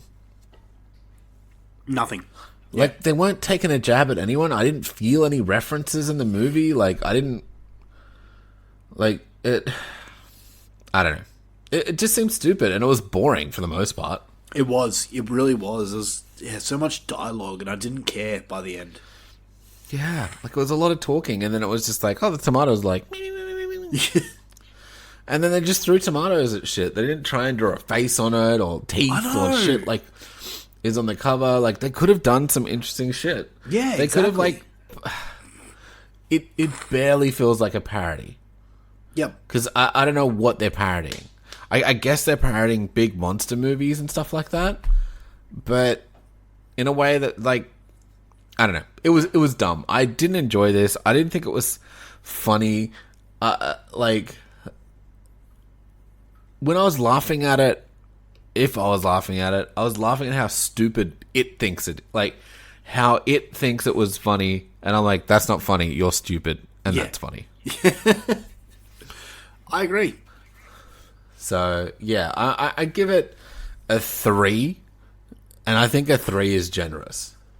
See, I'm giving it a 2 out of 10. Yeah. I was not impressed with nearly anything in this movie. Yeah, I feel you. I haven't given a movie a 2 for a long time, so that's saying something. You're usually pretty positive. Yeah, I try to be. I don't want to. Yeah, I don't want to be like Rob Hungy. Yeah. No one wants to be like Rob Hungy. Speaking about Rob Hungy, he gave that movie half a star, so that's a 1. Hey, we agree. All right, that's it for me, man. What else you got? My finale movie was The Hills Have Eyes from 1977. The Wes Craven. The Wes Craven special. Okay. I will just say that I like the remake better. I will agree. It's good. It's entertaining. It's good for what it is from the 70s. It's not exactly a play-by-play. And there's just less meat to it. than the remake. I like what the remake did with this. Yeah. I'm glad I watched it, but I'll probably never watch it again. And if I want to watch A Hills Have Eyes, I'll probably just watch the remake. Yeah, man. Yeah, I'm the same. And that's all I have to say about that. Alright, so that's all you watched? Yep, that's it. 5 and 5. Alright, perfect. So a few other movies here that we need to bring up because of the 70s. Yeah, because the 70s is fucking jam-packed. Like, it's got, of our, like, top 10 or top 25s we did, there's a handful of these movies in here. Yeah. Yeah, I mean, 1971's A Clockwork Orange. Amazing movie. Also 1971's Duel, which I thought was fucking awesome. You didn't like it? Oh, thank you. I was like, Duel's such a fucking good PG horror movie. Yeah, I loved it, man. I fucking love that movie. That's 100% a horror movie you can show your kids. Yeah, for sure. Because there's nothing like gory in it. There's nothing too upsetting. It's just a scary fucking truck. Yeah. Let's Scare Jessica to Death. Ben, I wanted to watch, which was the sequel to Willard. Sorry. Oh, okay. Yeah. Blackula, which I wish I got a chance to see. Is that the Richard Pryor one? I think so. Maybe. I could be completely wrong. But anyway, continue. Maybe. What else we got? Deliverance. You can, I guess, put that in there. Squeal like a pig, boy. Don't Look Now is a movie that I've never seen, but it's high up there. Also a movie with Donald Sutherland. So nice. Of course, we've got The Exorcist, Black Christmas. Of course, we've got that. The Wicker Man, which you've seen The Wicker Man, haven't you? Not the original. Neither of them, actually. Oh, okay. It's a rough movie to get through, to be perfectly honest. Last House on the Left. Rough like long or rough like not great? No, it's a decent movie. But the ending's a bit like, whoa, fuck. Okay. Yeah. It's not as rough as The Last House on the Left, though. Yeah, okay. I mean, I've seen the remake, so I was gonna watch the original, but yeah, I feel like we'll get a chance to watch some more 70s. Legend of Hell House. There's a movie that I wanted to watch called it's just a bunch of S's. It's about snakes. Okay. That's really cool.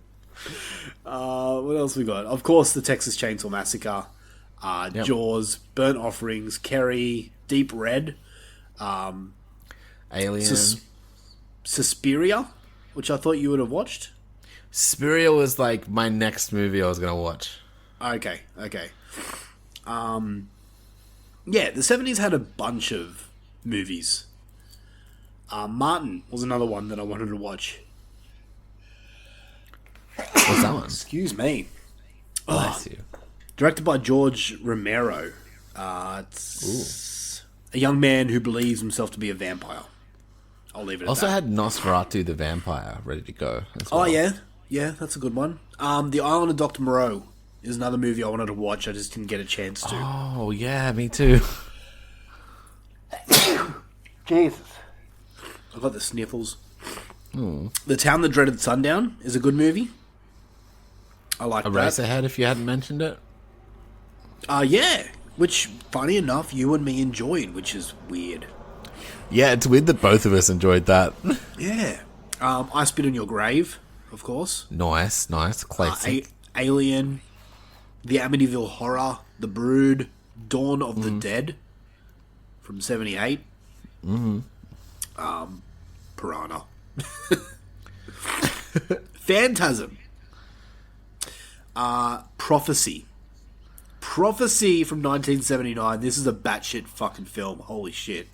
It's about a mutant bear. Okay. That's fun. Yeah. Tourist Trap was another movie that I wanted to watch. I just didn't get a chance to.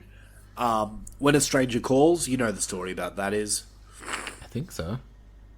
There's a babysitter and she's getting phone calls and they trace it back to upstairs where she Inside is. the house. Yeah, exactly. Okay. Yeah.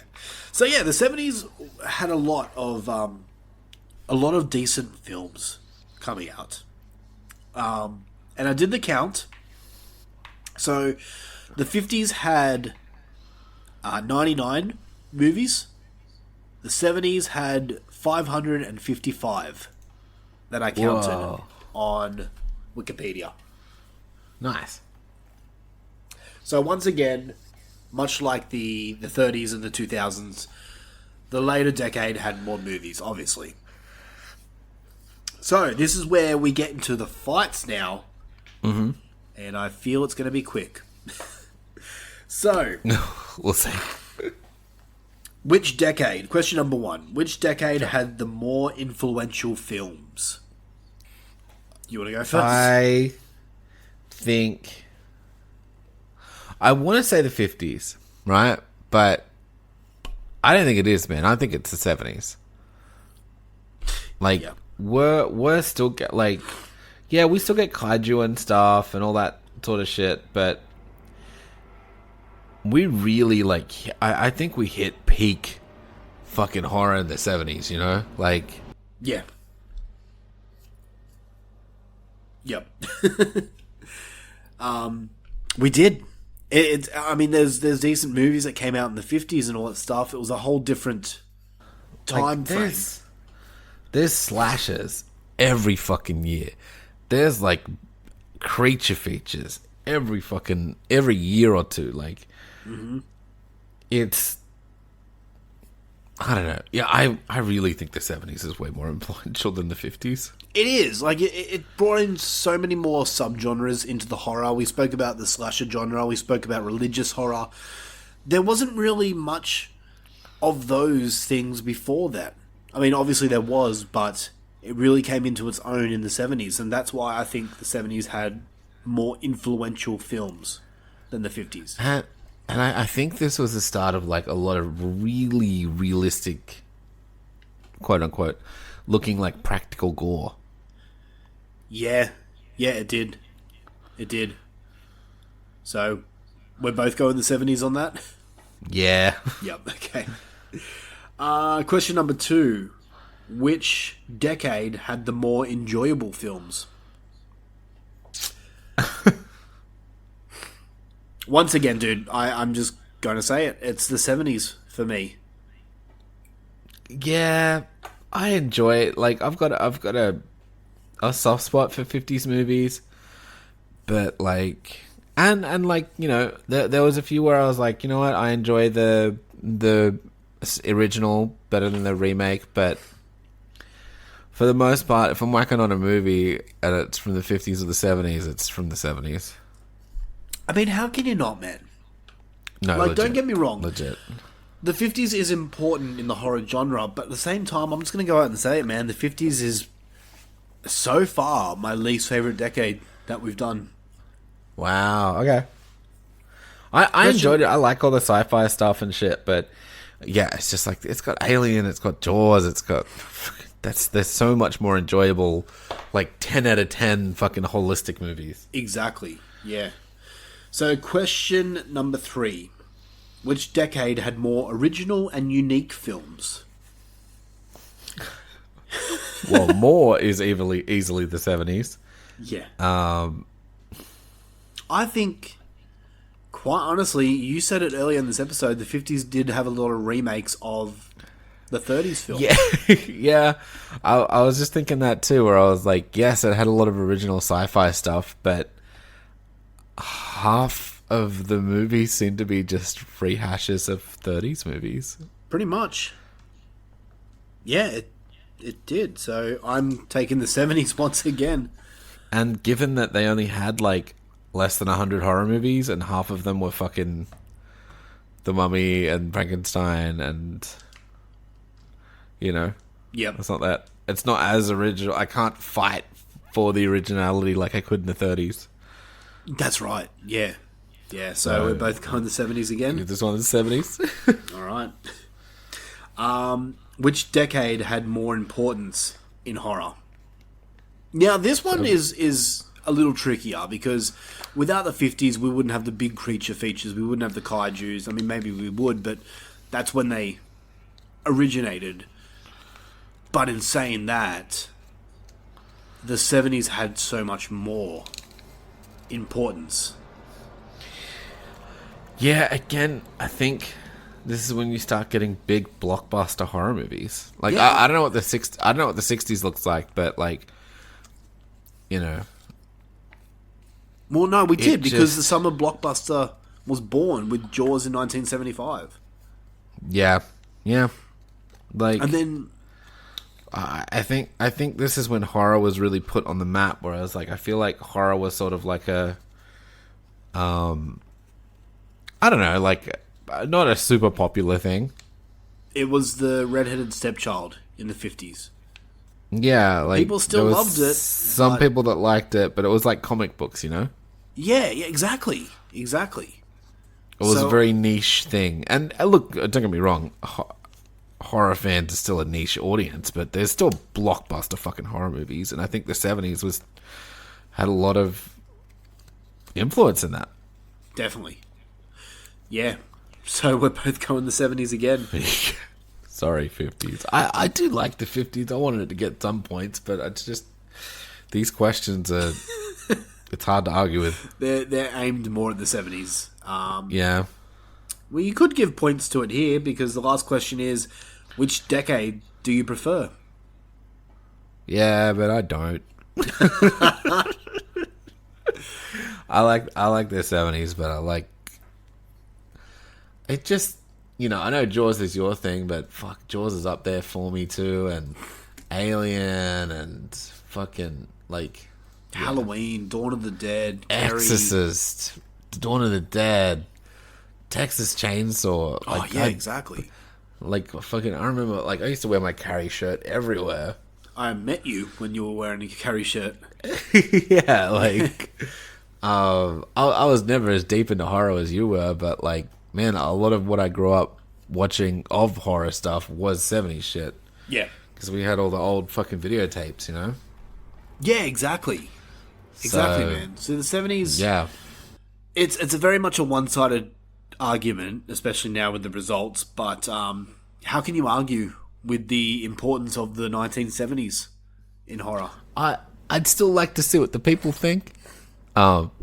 We can do a But poll, man. and we can get them involved as well, but at the moment the score is 10-0. 70s Yeah, I don't think we're watching advance. more 50s movies. Do you want me to put up a poll for the people to say their words? Let's put up a poll for the people. It might be interesting the next episode just to see if there's anyone that picks the 50s. And also, I like hearing the reasons why. Like, people getting more educated opinions.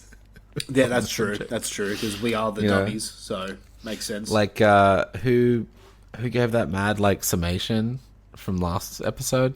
Don. Yeah. See? Yeah. Like, yeah, if Don weighs in, it'd be worth it just for that.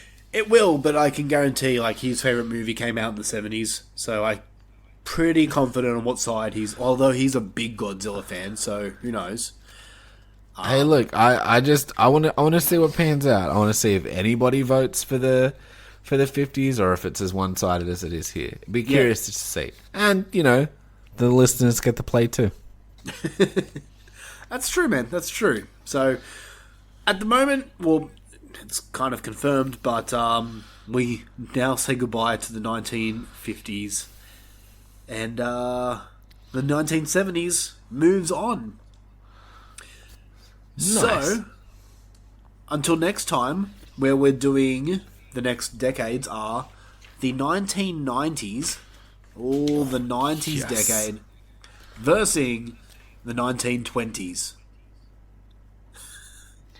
Get ready. 20s. Get ready for silent films. Jeez. Yep. I'm intrigued because there's a few. Get ready to try and find them too. Oh, dude, YouTube. YouTube? They'd be crawling on YouTube. Yeah. 1920 films will be easy to find. Sick. That actually works for me for this week. So Also, I think I've got like 3 box sets with mainly 1920 films, so I'm pretty set. Also, like, short, right? Sorry? Short. Yeah. 60 minutes, 40 minutes. Oh, there's an even older Dr. Jekyll. Yeah. So there you go. You can watch that as an older Hunchback of Notre Dame movie too. Nice. Yeah. So that will be the next episode. I'm super interested. I'll tell you what, they've been hard work, and it's been lots of movies, but I've genuinely been loving this series. It's been good, man. So thank you again to Jordy Van Vuklis for giving this idea to us. Yeah, I wouldn't just like, normally we might have a week where we watch maybe a fucking 20s movie, but like, not where we can really dig in, you know? Like, this is fun. Yeah. And I wouldn't of my own volition be like, I'm gonna go back and watch a bunch of fucking 1920s movies. Yeah, exactly. So it's a cool experiment, you know? It will be interesting to see. Nosferatu. Yeah. It'll be interesting to see what comes up, like who ends up winning this, because I don't know, man. We really have to see. So we've still got a few more decades to do, but the next episode, 1920s versus the 1990s. Guys, this concludes this episode of the Dummies of Horror. We hope you enjoyed this episode. If you want more, we do have a Patreon page open. Go over to patreon.com/Dummies of Horror to check our stuff out. So much bonus content on there. You will not get bored, I guarantee. Yeah, there's a lot on there. If you want some merchandise, go to redbubble.com and we have a shop there called Horror Dummy, where we have our own t-shirts, including a Tom Cruise style t-shirt. We do. And that is it, guys. Until next time, I've got to go. I've got the fucking sneezes now. I've got to go sneeze, so I'm going to leave it for you. Dip. Goodbye. Bye. That's all you had to say.